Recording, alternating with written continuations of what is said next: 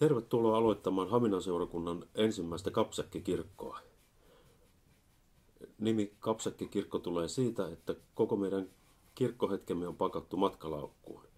Siellä, missä 2 tai 3 on koolla, avaamme matkalaukun, puramme siitä yksinkertaisen alttarimme tarvikkeet ja asetumme viettämään pientä arkipäivän Jumalan palvelusta. Tervetuloa mukaan.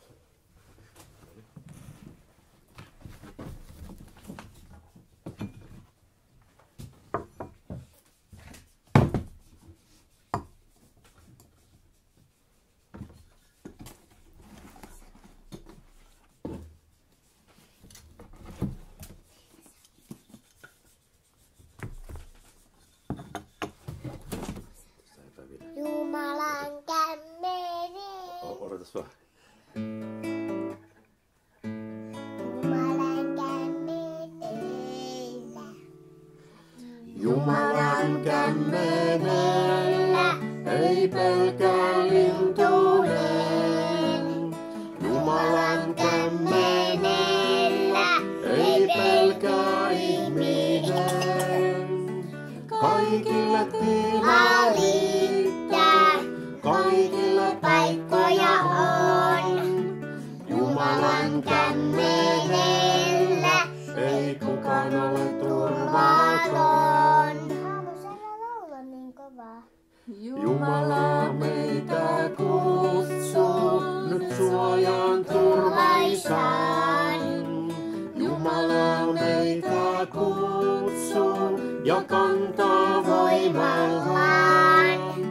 Milloinkaan ei hän hylkää, lastensa kanssa hän on.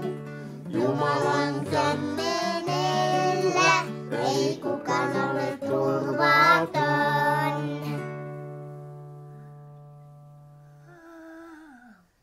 Ei olisipa Jumala täällä, kun te olisitte etelässä, niin Jumala olisi meidän kanssa. Jumala on meidän kanssa koko ajan, vaikka me nähdään häntä.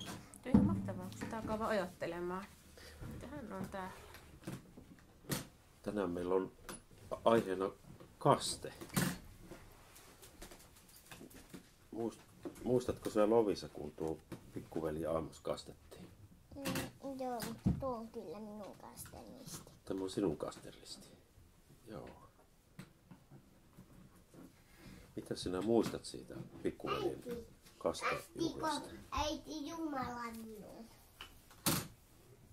Kastiko Jumala? Aamos kysyy täällä, että kastoiko Jumala minut? Äiti kastoi sinut oikeastaan, kun äiti on pappi, mutta taivaan isä otti sinut ihan omakseen siinä kastejuhlassa. Oikeastaan se oli Jumalan työtä se kaste. Silloin kun meidät kastetaan ihan pieninä lapsina, niin Minä kyllä enää pikkuvauvana ikinä Jumalan syliin. Ei Jumalan syliin pysty menemään. Niin, tavallaan me ollaan koko ajan Jumalan sylissä. Olisi Jumala meidän kanssa, jos te olisitte etelässä. kyllähän on meidän kanssa, vaikka me ei ollakaan etelässä. Mutta silloin kun meidät kastetaan ihan pieninä lapsina, niin siinä tulee kaikkein voimakkaammin esille se, että koko kaste on lahja. Jumalan lapseksi tuleminen on lahja, jota ei millään ansiolla tai teolla voi ansaita. Ja siihen on hyvä palata aina koko elämän ajan. Sillä elämään sisältyy niin paljon suorittamista ja ponnistelua ja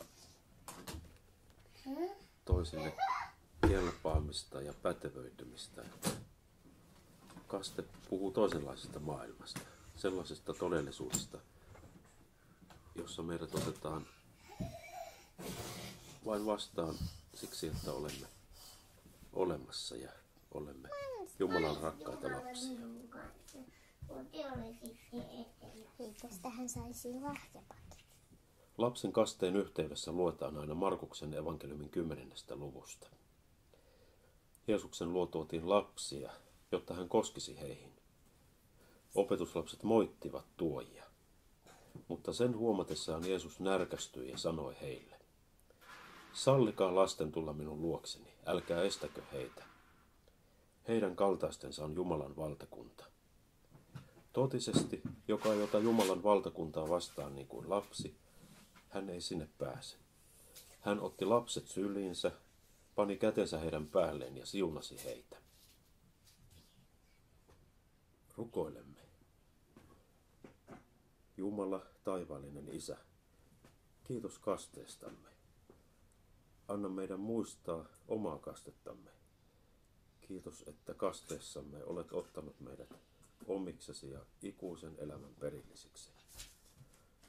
Anna meidän rohkeasti luottaa siihen, että olemme sinun yhteydessäsi koko elämämme ajan, sen kaikissa tilanteissa. Anna meidän kulkea rohkeasti kristittyinä. Amen.